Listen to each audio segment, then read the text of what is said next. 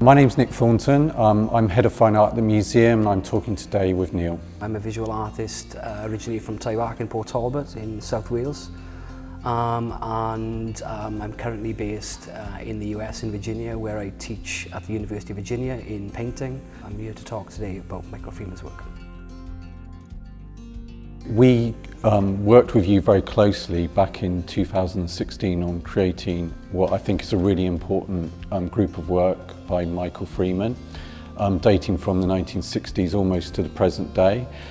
And you worked very closely with us on that selection. Could you just give me a bit of an overview of how you got to know Mike? Sure, yeah. I grew up in Tybark in Port Talbot.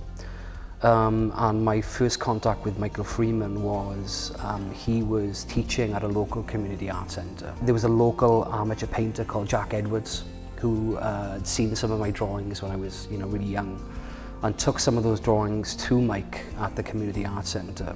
And then I was ushered in to see him at this community centre, and he took me under his wing from that age, from about 11, and I stayed with him for about 10 years until I left Wales to go to art school in England. So, he is very much a mentor and a father figure. Was hugely influential and still is very influential on my kind of artistic practice as well. And then I, over the years, really got to know his work and got to know a very significant output that spans 6 decades. Could you talk a bit about Mike's kind of the way that he worked and the way that he profiled his work really within Wales? He came from a working class background. He did briefly attend Swansea University, I think, but didn't really have a formal education. He was an autodidact. His father was a train engineer, his mother a homemaker, so he didn't really have a background in the arts. He was very indebted to the landscape of South Wales, particularly the Swansea Bay and the ocean. And I think that really bled into his, what I would call a kind of pantheistic outlook. Yeah. He was influenced by Greek and Roman mythology. He was interested in Welsh mythology and folk tales. But he was also deeply indebted to the sea and prehistory as well. He had a sense of time, and time is very important in his work, a sense of time that goes way beyond historical accounts, millions of years in some instances. One of the reasons why I think he's largely undiscovered is because he didn't do himself any favours in terms of his criticism of the cultural currents of his time. Yeah. But at the same time, the complexity and the nuances, he was also deeply, in love with the landscape and connected to the landscape.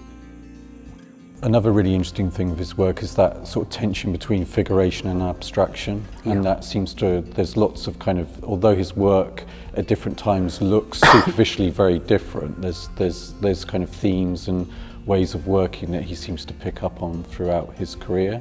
And I'd just like to look at some of the earlier works that we've got in the museum's collection now, dating from the late 1960s. Pieces like Two Figures and a Cross, which is one of the more abstract works, but very different from the sort of formal abstract painting that was happening at that time in the late 1960s.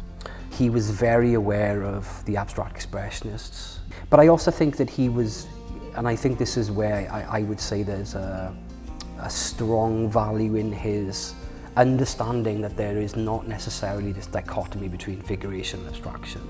Like he saw it as something incredibly nuanced and complex. And so for me, looking at his work and actually seeing, in terms of a contemporary conversation about painting, subsequent generations, including a lot of painters of my generation, they don't make those, they try to destroy that kind of that thorny binary between the figure and abstract painting.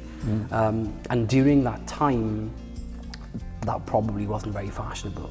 The figure was always there in the work, but the figure was also very much, the way he was painting was absolutely informed and wouldn't have been possible without the advent of aspects of 20th century abstract painting. But I think, he's of that generation. He was a child, of course, during the Second World War. Freeman's work in terms of the figure and this obliteration of figures, or figures being dissolved or kind of almost evaporating into a landscape or into a sea. In some regards, I think that comes out of the carnage of the Second World War. I think it comes out of an understanding of, human atrocity and what we can do to each other and what we have done to each other historically and presently that destroys the human, right? And in some of those, in another sort of theme in the late 60s is that strong kind of surrealist theme. So we've got the Minotaur's Funeral, triptych of St. Anthony, and they're kind of, they're more figurative than maybe some of the earlier sort of the like two figures on a cross, but they're introducing quite strong surrealist themes to me. Yeah, I think, again, I think this goes back to his interest in myth and storytelling. And in that respect, he was absolutely influenced by this particular moment within European modernism and surrealism. It's no mistake that he was interested in, and actually quite indebted to Ernst and figures like that. I think that he allowed those kinds of narratives, whether it be kind of, Greek mythologies, Christian narratives, to bleed into and inform his relationship to the Swansea coastline. And of stories and parables that facilitated his understanding of the human form and what it is to live in this vessel that we call, a body, right? And I think that was something at that particular period of time, there were these two strands of the work, which we've talked about before, right? Where very figurative, I would say very imagistic. Clearly these are images, pictures. And that constant, that tug of war at the time between making pictures, as an artist that makes images. Yeah. And then how that image then gets negotiated through a process of painting, which in some regards can destroy that image or destroy that narrative. And that sense of erosion, I think, is really interesting in relation to the work from the 1980s and the 1990s, where you get there's the tension between figuration and abstraction, but he's playing much more on the surface, and the surface becomes much more, or it appears to become much more deliberately and self-consciously worked. Yeah. So it's a kind of almost self-erosion and over-painting and erasure and within the work. Could you talk a bit about work such as Crab Song and Forgotten Emperor, those kind of key works from the 1980s and 1990s? He seems to have taken a decision to go down one particular avenue, and the avenue that I think he goes down really is the incorporation of imagery that undergoes a significant amount of kind of painterly erasure, and what you then see are these kind of very rich surfaces, layered fragments of things that seem to be lost in paint, and actually if you get up close, the paintings are not that, there's not a lot of impasto, but there's so much scraping back. Again, there's a kind of, I would say a large part of his process was subtractive. Yeah. And then what you get is the look of something that is heavily, heavily worked, layer upon layer upon layer. And you're seeing, through these fractured layers of scumbling and kind of painting kind of techniques, a kind of sedimentation of the history of a painting. Michael was also a really, important and inspirational teacher. Do you think that influenced his own work, thinking about painting and watching other people struggling making paintings?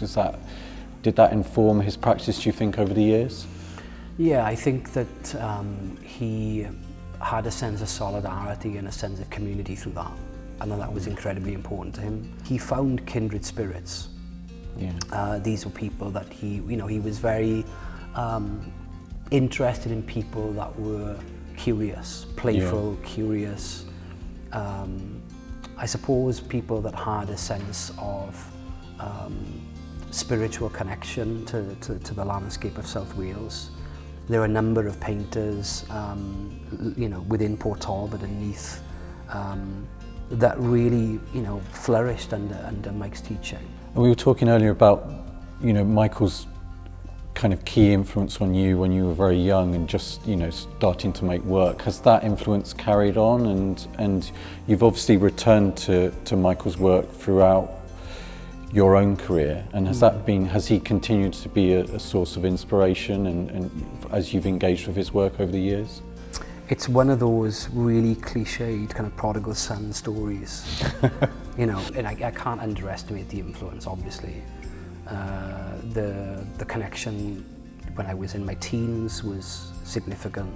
In my own work, for example, understanding painting as a time-based medium, something that is not just about, you know, about process, about time, but actually time being a kind of plastic material constituent in and of painting.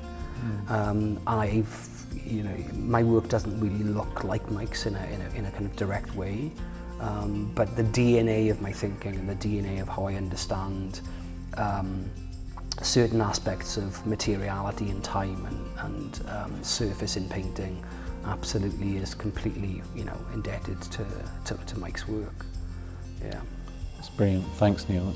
That's a really, really great overview. Thanks very much. Yeah, thanks. Thank you.